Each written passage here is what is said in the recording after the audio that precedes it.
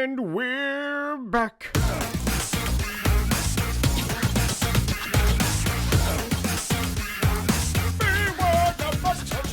What's good, everybody? My name is NeesterHere. Welcome back to Incredibox. So today I am here to continue my cheeky little endeavor of Incredibox mustard. You know, there is a whole lot in this shit that we have to discuss. Too much for one single video, I'll tell you that much. I'm going to be going over all of these achievements. I'm going to try my damnedest to unlock them all. Some of them are kind of confusing the shit out of me, like mainly like these two.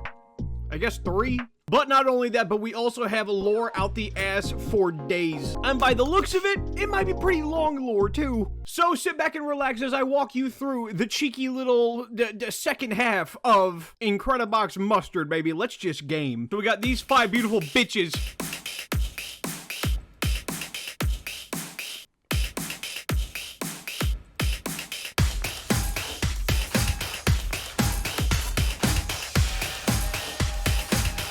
They sound like the Junkyard song from High School Musical 3. All right, let's just fucking go. Tinky Tonks. Tinky is the designated handyman of the Mustard Crime Syndicate. He helps with the maintenance of the Mustard Crime Syndicate headquarters.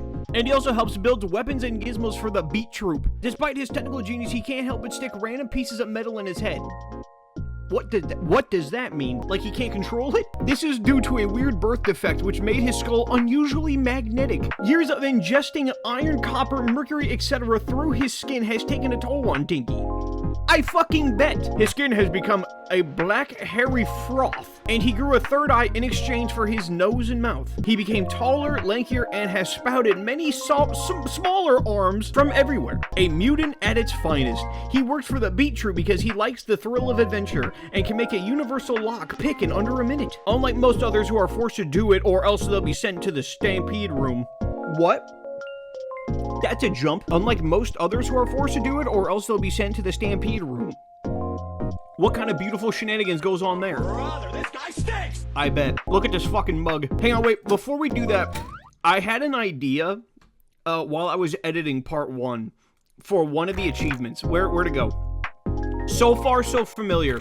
I think what that might be is to put up all of the characters who look like the basic Polo. So, like, not this dickhead, not... maybe this guy, I don't know. But that's what I was... oh, actually, there might be way too many. I did it! I actually did it! No way! I'm a fucking genius! Wait, stop! Place all traditional Polo... dude, I got it! No fucking way! I thought of that while I was doing it, and I'm like, damn! That might work! And guess what? It did! I'm a genius! Basic Ass Kick Drum Guy, Barry Smith, or his syndicate name, Basic Ass Kick Drum Guy, Bakugan for short, is a high school dropout attempting to pursue a career in the of being a world-class beatboxer, only to fail miserably and join the syndicate as a last-ditch effort. He has little to no redeeming qualities about him, other than he can do a mildly okay impression of a kick drum. He also has the IQ of that of a chickpea. He doesn't clean his fingernails and can't ride a tricycle for shit. Since nobody at the syndicate really likes him, all of the Mustard Crime Syndicate's unpaid taxes are siphoned off to him. What? That's brutal. Which has put Barry trillions of dollars in debt. But since he blends in with the rest of the crowd so well, the IRS has never actually found him. Maybe because of his basic ass face. I agree. Betty Pear. Betty's an escort that ran into the Mustard Crime Unit on a limb after she gave services to one of their higher-ups. She gave them such a chunky good time. A real 100 ways to die, if you know what I mean. No, I don't know what. Super Sucker! Betty was assigned to do the dirty work alongside her low-rank brother. But since she loses her breath really fast, Betty is the last reliable person in the Beat Troop, only able to be... See, this is the kind of shit that pisses me off, because people always be like, Neester, you should stop making sexual jokes. This entire character's ability is sucking cock. Don't hate the player, hate the game. In like the most direct fucking quote. She should have stayed the Super Sucker. Sure, bro. Ashley Ketchupson. Okay, now this one's kind of interesting because this is our first ever look at the whole ketchup side of this shit. A little mustard, they got ketchup. Ashley came from a long line of royalty. She was the 17th heir to the 17th? She's 17th in line, bro? One day she sat rogue after a particularly nasty spat with her parents. As an act of rebellion, she dyed all her clothes yellow and fled to the country, never to be heard from again. After several days living on the streets, she found her calling when she stumbled across a McMustard on her travels. She decided to go in and order a burger topped with the iconic syndicate drug Mustinol. She instantly got hooked on the burgers and begged for more. Sensing an opportunity, she got hired by the Mustard Crime Syndicate and gets paid in Mustinol burgers only. And yet she remained in this hourglass, you know? What are the odds of that? She's usually hopped up on the drug 24/7, and it's gotten to the point it's hard to tell whether she's under the influence or not. Ever since her parents found out she became a junkie, they said, "We can't have an addict be queen, she's all yours." Bitch, she was 17th in line. And ironically enough, Ashley would later rob them of all their worth, toppling the ketchup kingdom entirely. We gotta see a ketchup mod, like we just fucking do, straight up. Sludge Buddy. He's 2 years old. This pile of bullshit has been sitting there for 2 years. This lovable buddy of sludge is the Syndicate's most successful attempt at creating synthetic life. What? What is the goal of this whole group? What do they accomplish? Beginning as a tiny blob of slime with 2 eyeball-sized eyes. Could have just said 2 eyes, would later become an entire drum kit of sorts after it absorbed someone who owned a music shop. As time went on, its intelligence rapidly increased, and as of now, its intellect is similar to that of a human child. But if ever threatened, the poor creature would start to spread over any available surface in self-defense. This doesn't hurt anybody, but it might startle them, I don't know. It's hypothesized that this specimen can't die from any circumstance, meaning their intelligence and power will grow more and more until one day it won't be a buddy anymore. It'll be an uncle. This is just a conglomerate of dickheads. That's the entire concept of this, bro. What are you guys gonna be? Alright, we got just 2 basic bitches and then 3 just antimatter creations. Blendery had a dream to win the hit reality TV show Battle of Lick My Feet and get a taste of yummy lexicon tootsies. I don't want to read any more of this. However, he was the first to leave the show at only 79 votes, just 7 shorts of the dresser drawer. Instead of being subjected to a weird hellscape situation like most object shows, he was sent to the streets of Cincinnati, left to sell his body for services. People used him to make milkshakes. One day, the boss's blender broke after she put a jawbreaker in it and ordered some of the lackeys to go get her a new one. Not wanting to spend their hard-earned paycheck, they kidnapped Blendery, and he has been working for the Mustard Crime Syndicate ever since. Main man got a second life, DJ Scratchy. Now, DJ Scratchy is mad important. Every time his name comes up, I gotta pay like triple attention to that shit because we have to cuck him. I will not go to bed tonight without having cucked DJ Scratchy. DJ Scratchy, real name Oliver Klump, is a washed-up DJ worker working gigs at a crappy beaten-down nightclub. Despite the name, Scratchy is a terrible DJ who can't mix songs for shit. When asked, he said, "What the fuck is mixing, bro?" And everyone's heart sank. Despite having the charisma of a table and the chin of a mole, DJ Scratchy is somehow able to woo any person he talks to, causing them to instantly fall to his command. One time he manages to guest star in Musteezer show? One time he managed to guest star in a Musteezer show where he played his shitty bass-boosted rhythm on his $5 speakers he got from Pimu, spouting whatever into his snowball microphone. Needless to say, this went horrifically wrong, and a crowd of 20 people attending were throwing banana peels at him. It's a miracle he hasn't been stampeded yet. We gotta cuck this son of a bitch. Duck Jelly.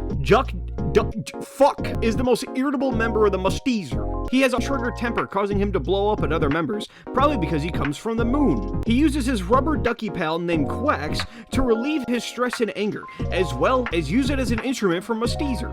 He got into the Mustinol dealing life as a side hobby in between gigs, but he decided to go full on when Musteezer got hired into this is the stupidest fucking thing. All he is a band member and a drug dealer. You could have just summed it up as that. Signey? Sounds like a slur. Signey had been mute since birth. His parents couldn't extract a single word from him.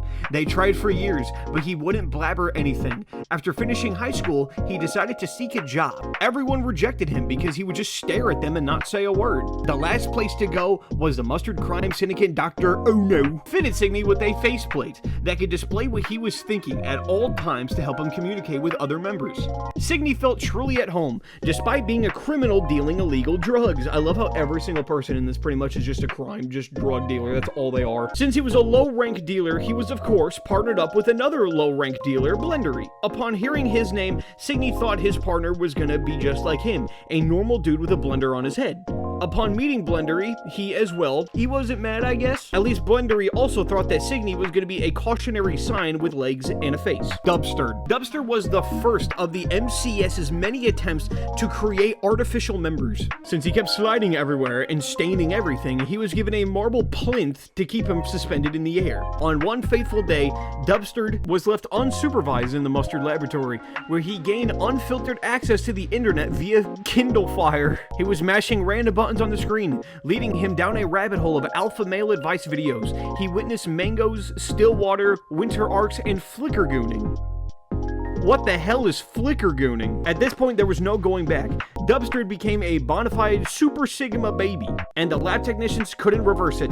Dubster spends every day idolizing Patrick Bateman and listening to aggressive gym funk. If his Dr. Lively posters are ever taken away, or money rains ever turned off, uh-oh, he's crying. This is the dumbest lore I think I've ever read. Alright, to be 100% honest, I like the lore a lot, but one huge negative that I have with it is I feel like it is way too drag on. Like, out of the 10 characters we read so far, like 4 of them have just been homeless drug dealers, but yeah, each one of them has like these 3 paragraphs of shit. I think a lot of these you could just kind of sum up a bit. Like, it doesn't need to be this drag on and this long. I feel that's just my opinion. Shit, we might actually have to just read all of the lore before we do the actual stuff, because I know damn well just by looking at this, the Yellow Album is just going to be put up every character who's involved with Mustezer. The laboratory is just going to be put up every single like scientific experiment here, which we've had 2 of so far. The kids table most likely is just going to be put all the kids up there. Like that's what it's gonna be. I am a Reddit moderator after all. I bet. Tell me why this big-ass hot dog needs all these words. Lawn Dog, whose real name is literally nobody knows, was looking to make some quick and easy money. So after a swift search on Indeed, he found a job listing to work at McMustard. After walking in through the restaurant's front doors, one employee on duty promptly stuffed him in a hot dog costume and ordered him to dance outside the restaurant like a lunatic. Lawn Dog did not object to this, nor did he question how oddly understaffed the restaurant was, and got to dancing immediately. This is basically what he does all day now. How embarrassing. What a bitch. Cuck. But hey, he loves it here. On breaks, he gets to go out back and whip object show fans with a belt buckle. What? There might be something fishy going on behind the scenes, but he doesn't care. Anything for the juicy paycheck. $3 is $3, just saying. As long as he's happy, I don't give a damn. Elliot Eid Ono. This whiz kid is way too smart for his own good, and not in a nice way. He's a bitch. The information he has up there in his noggin are facts nobody should ever know, regardless of their importance of the world. He has seen LOL Superman. The school systems, government, and his parents were so scared of him that they basically gave him up to the MCS. But instead of something terrible unfolding after his arrival, Elliot got a pretty sweet gig as the syndicate's head doctor, responsible for almost all of the body modifications and weird goopy lab experiments, subsiding any fear of him being a sociopath. That's what I'd be saying if he wasn't really scary around rats. Like, he fucking yoinks them from the holes in the walls and squeezes them until their eyes almost pop out, and then lets them sink back in. Nobody likes a baby Einstein. I hate this fucking cunt. I used to have pet rats, bro. I love them little bastards. Ever since 2013, the MCS's sale has rapidly decreased. What a good start. It didn't seem like people were that interested in ingesting a dry clay-like substance to have their worst trip of their life. That was all up until Beeswip Snips Bitch Snip Bips was accidentally recruited. What do you mean accidentally? Originally, she was just someone who came down to the Syndicate's nightclub with her sister Junip to drink copious amounts of root beer until DJ Scratchy spat fucking awful game and somehow won her over. Okay, so she's required in the cucking DJ Scratchy. I'm getting the puzzle pieces. They're coming together. It started out with Bees just stopping by to support her Big Billy. But then she wanted to try selling Mustinol herself after Scratchy convinced her it was some kind of a lemon flavoring. Of course, she backed the drug into muffins and went door to door selling them for $5 each. Mustinols were $70. Okay. However, she's accumulated over $95K in just a day. That still doesn't mean anything. She made $95,000 at the cost of $6 million. That doesn't mean anything. The syndicate got real hype thinking Beeswees was a hidden gem of a dealer. But after she started putting fresh fruit in the pastries, it neutralized the neurotoxins and killed her sales. What? on earth? This one is just stupid. First of all, this is just the 7th drug dealer character that we've had so far. You could have just summed it up with that. But then to also say that she was highly loved and respected for putting them in the toilet? Like, hi, what do you got, lad? What could you possibly have? She's a band member who sells drugs on the side. Hi has spent his entire... That's a dude? Oh, that's right. This is the femboy. Hi has spent his whole life perfecting the art of the guitar. Years upon years of destroying his fingers from impractical strumming methods, only to end up as a bartender for some sort of sleazy nightclub. It didn't help that most people mistook Hi for a girl. Guilty. Disappointing a lot of the guys and lesbians. Hi was not happy with his life until the club's lead guitarist suddenly collapsed on the floor and died. While everyone was in shock, Hi point one blank whipped out his trusty guitar and saved the show, while the guy's corpse was still on the ground. But who fucking cares? We have a twink playing guitar, bro. You could tell that there's a couple, maybe one or two little gooners backstage writing this lore. You could just tell. After that, he was promoted from bartender to lead guitarist of NeesterHere, and ever since has enjoyed his life of performing live. And I mean only performing live. Hi has stated that he thinks what the MCS is doing is wrong, and he will never partake in any sort of dealing. But since his paycheck is $2,000 per 3 days, he'll stick around. Fucking bro making dollars, you know. How could you disrespect it at all? I'm top brass here. Say that again? Big Band. Big Band, or Ben, was in his past life a policeman until his coworkers took him to a dark alley and beat him senseless. He was presumed dead, with a statement being released detailing that he overdosed on weed. A few days later, his comatose body was found by the MCS. They lobotomized him and rebuilt his battered body, turning him into a walking big band. Say that again? Now, this was quite a humorous little brouhaha among the MCS higher-ups, but it dawned upon them that they could make big bank off this. Say that again? Now that he's a member of NeesterHere, the totally legit band in which he plays the sax, trumpets, trombones, rhythm section. Okay, yeah, he pretty much does everything. So that's his life now. Nope, never experienced racism a day in his life. What does that have anything to do with this? I do think I like the melodies a lot more, mainly because they stand out a lot more. Like, yes, you still got just the copy and paste drug dealers, but like, I like these guys. They're cool. Now we're just gonna die, essentially. Rosita. Ever since she moved to Cincinnati, straight up. Is this just where the game takes place?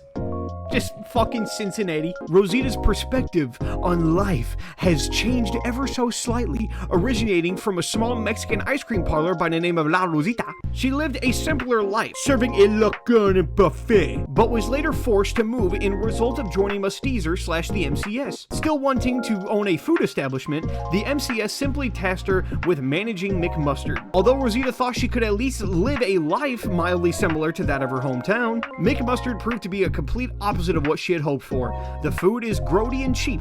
The employees have sketchy backgrounds. Everything is infused with drugs. It's very comparable to El Sombrero. If that wasn't enough, Rosita's size is another key factor for her homesickness.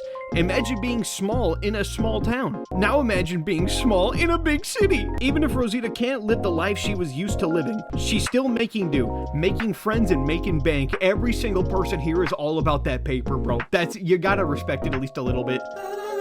Monster, dear God. While eating people alive is fun, it doesn't pay the bills, and everyone has to start somewhere. Although Monster is a psychotic, violent, scary entity who is more interested in chewing people's teeth like sunflower seeds. McMustard's standards are low, and honestly, he can grill like a stud. Every once in a while, a customer will report a finger in their soup, and a missing persons report will be filed for an employee. Is it Monster? Maybe, but are ears good in burgers?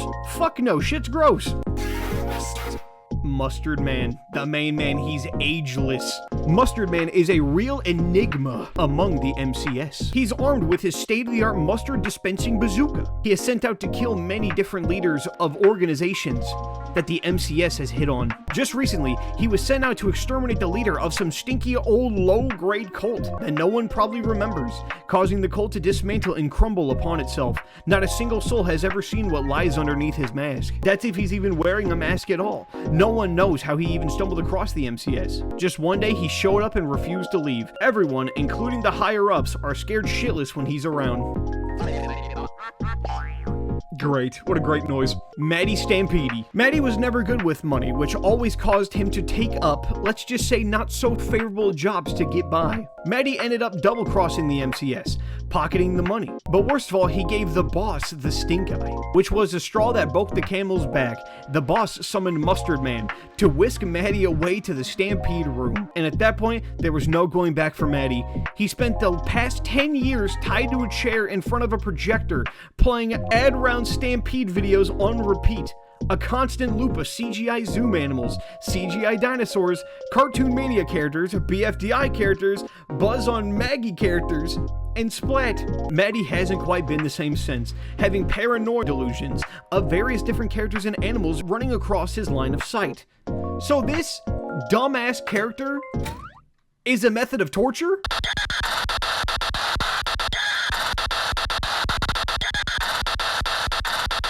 It all comes full circle. The Yeller baby. It's said that one day, Signy and Blendery found themselves in a great mustard laboratory, filled to the brim with beakers, Bunsen burners, and a huge old vat of nuclear waste. The two best buds spent the afternoon throwing a random assortment of chemicals and DNA into a massive galvanized tub. But once one of Signy's hairs fell in, and one of Blendery's taste buds, kablooey, mustard gas everywhere. The lab was ruined, but in the midst of the chaos, a horrid amalgamation emerged from the spilled residue. A snake-like being with an incomprehensible face covered head to toe. Well, I mean, it doesn't have toes, so, it was just covered in a lot of welts. It slithered up to the two, stared at them, this is horrifying, stared them both in the eyes, licking its lips, and then proceeded to yell.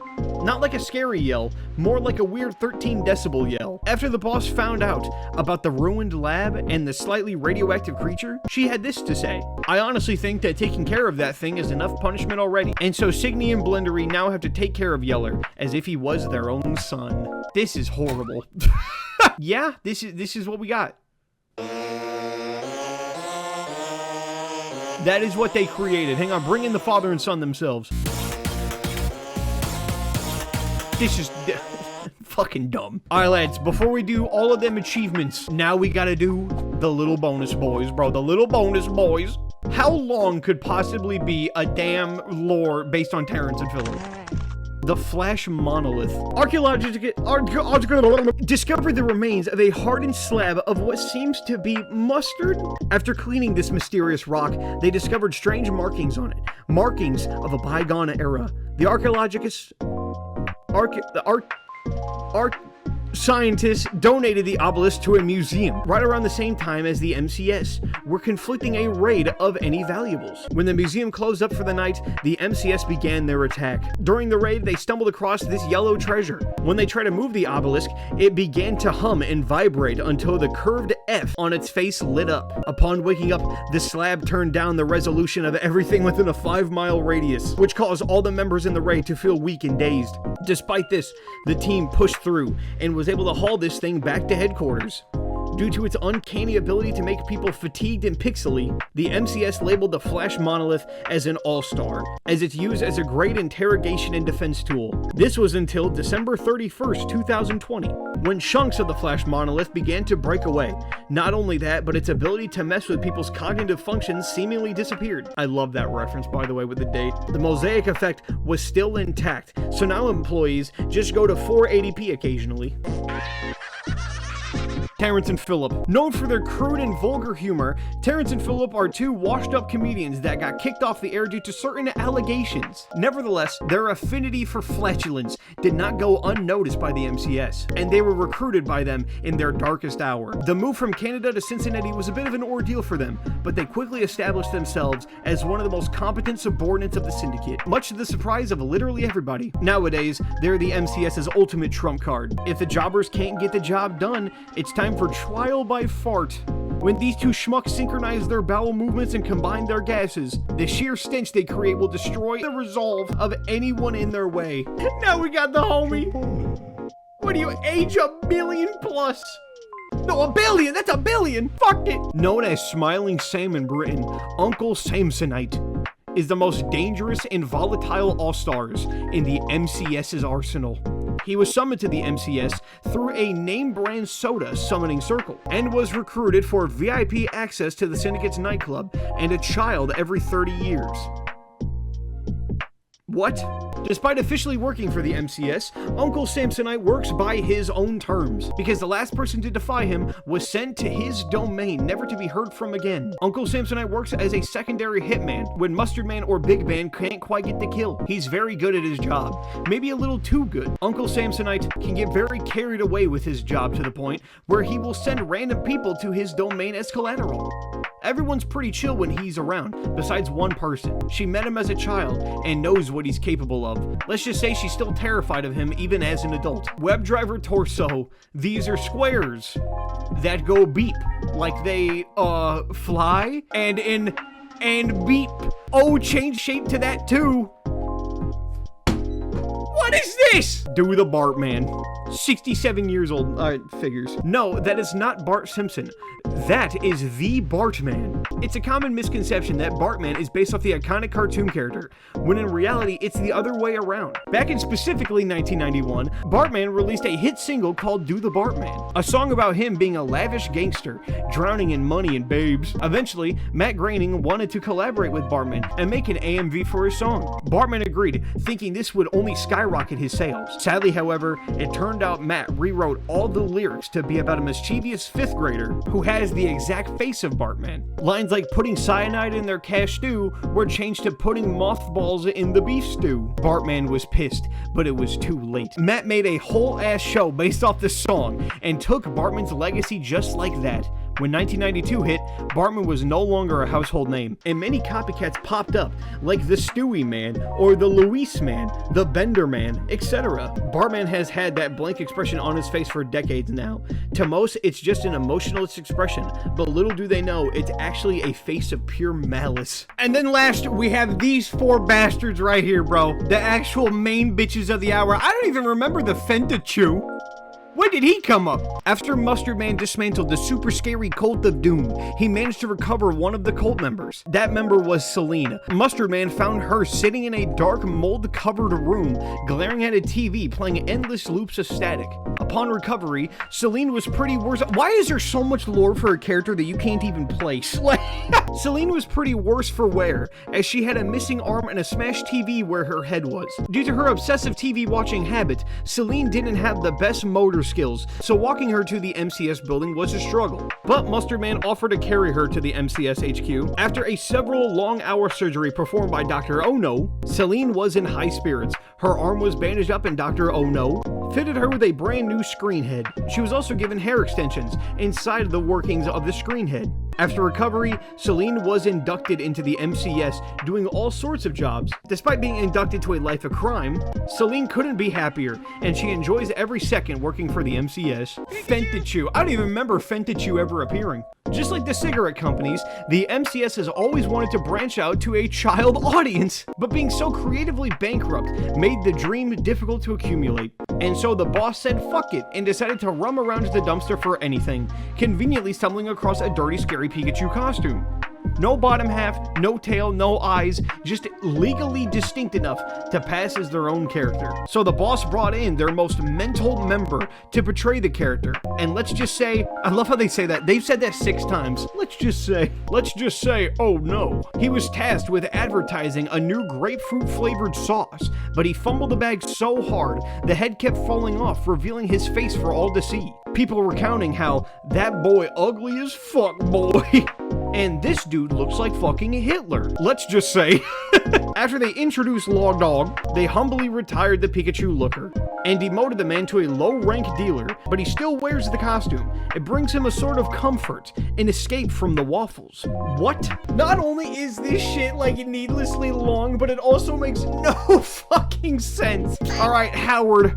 What? Why is he in 4K? During its earlier years, the MCS was almost constantly living off scraps, with their mustinal drug ring not having many members, and most of them being amateur dealers. It was safe to say that these guys were making no bank, until eventually, at some point during the 80s, Joopers met up with Howard, and they were able to come up with an arrangement that could benefit them both. Howard would be responsible for funding almost 80% of the company, because of how goddamn loaded he is. And in return, Joopers will provide shelter for his 200 homunculi. He would take care of them, but they keep trashing his home. And then last we got the big bitch herself, the boss, Jooper. Yes, that is her, the boss, the CEO, the founder of the MCS, a 1-foot-tall tiger with a face you can never be mad at. Joopers was always an outcast among the other cuddly tiger cubs. Her fur was this sickly yellow, so most Moshi members turned her down when she found herself in their garden. I love that, dude. I love that. Dude, I miss Moshi monsters, man. It's my favorite. I had the little devil one growing up. But once they lost their membership, they had to choose only 2 out of their 134 Moshlings to keep, or Moshlings to keep. And I kid you not, they picked Snookums and Chop Chop over poor little Joopers. Chop Chop's the monkey, right? I think I remember that. This left her devastated, ultimately being the catalyst for her leaving Monstro City and finding herself in Cincinnati. Times were tough for Joopers until she accidentally discovered/ingested this weird yellow clay-like substance and had the scariest psychedelic trip anyone could ever have in their life. But after becoming sober, she knew there were people out there who had paid top bucks for this kind of stuff and called it Mustanol. The business started out small, but after Howard was introduced, the Mustard Crime Syndicate was born. Joopers rules the city with an iron fist and has become the most wanted criminal in the continent to date. She's played the feds like a fiddle countless times and has over 80% of the population hooked on Mustanol. It may not seem like it, but Joopers is success personified. Holy hell, that was probably the most lore I've ever read in a mod before in my life, dude. Oh boy. Alright, let's get some actual bullshit done now. Okay, this technically doesn't help me though, because like, I still don't know everything. So the laboratory is pretty damn easy. All that is to put up every character who's involved with the whole laboratory shit. So that would be you guys, maybe him, I don't know. Signy's definitely there, Blendery's also there. He's there, he's there. You're there, you're there. There it is, baby!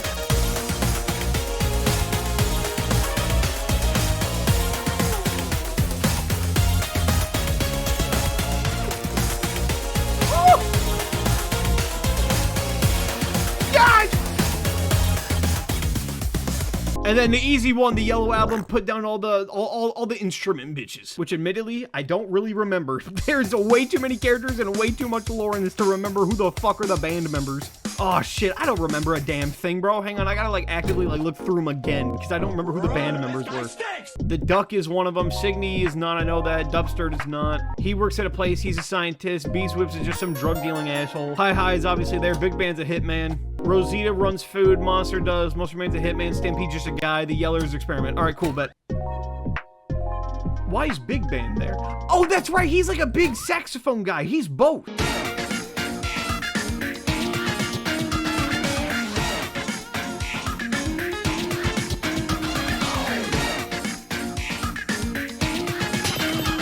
The yellow album, baby, I did it!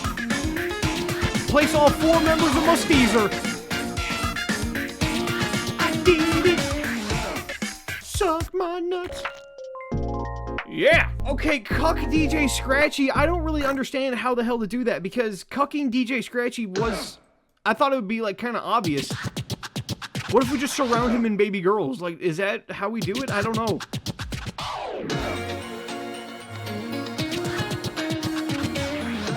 How the fuck should I know?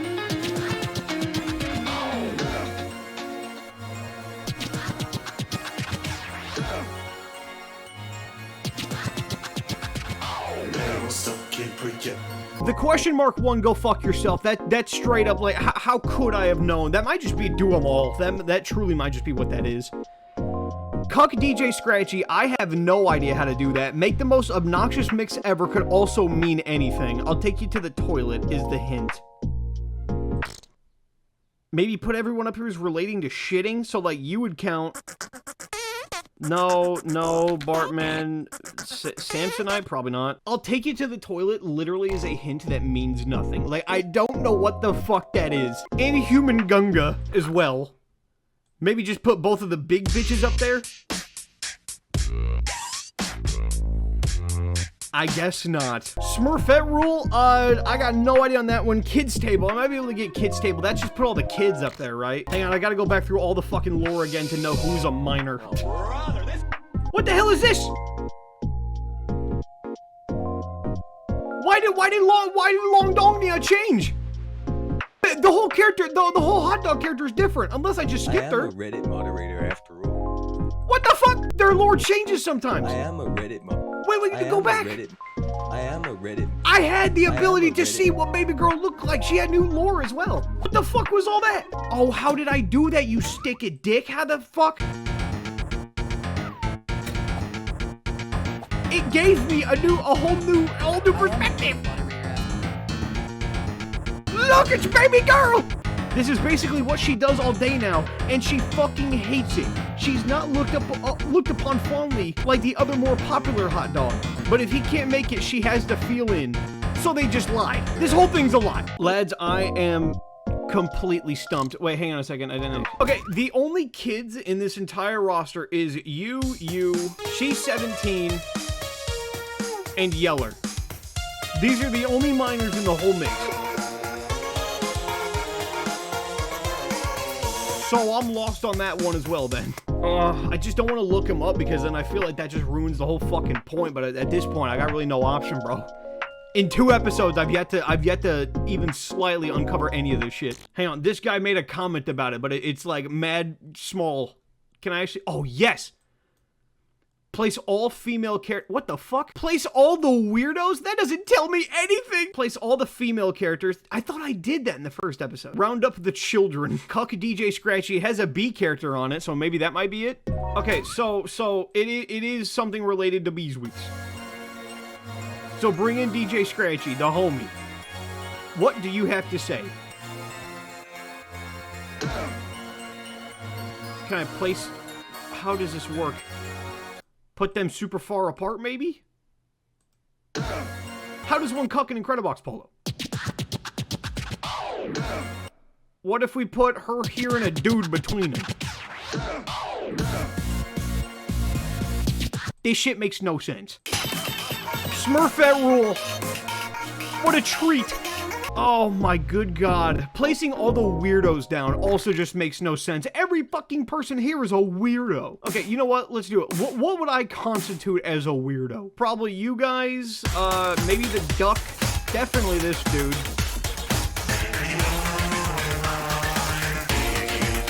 Alright, fuck all this shit, dude. Alright, so, Incredibox Mustard, what is my thoughts on this damn thing? First of all, this Goliath-ass mod, I feel like has a lot of really good and bad points to it, to be 100% blunt with you. One, I think that the lore is a bit too much. It kind of bits off a bit more than it can chew. Not trying to relate to food by any means. But the sound effects in this and the visuals are so good that it kind of would have just, I feel like in my opinion, just been like a perfect S-tier mod if it was just that. Coming back to do the lore, unironically, wasn't a very fun experience, if I'm being fully honest, just because of like how drag on, how admittedly kind of forgettable, admittedly, like the lore really is in this. I know I'm not really the biggest lore fan, but when every single character is these giant, massive paragraphs where they all just kind of blend into each other, it just becomes kind of forgettable. But the music side of it and the visuals and just the entire concept of the achievements and all the little funny shit and the Easter eggs and all this stuff is so good that it truly does make this one of the best mods ever made. I don't know, that's just my opinion. Why else did you click the video if not to hear that? But for the meantime, I'm it off right there. So if you enjoy this kind of content, then the buttons are down there. You know what to do, and have a good one. So go bye. See ya.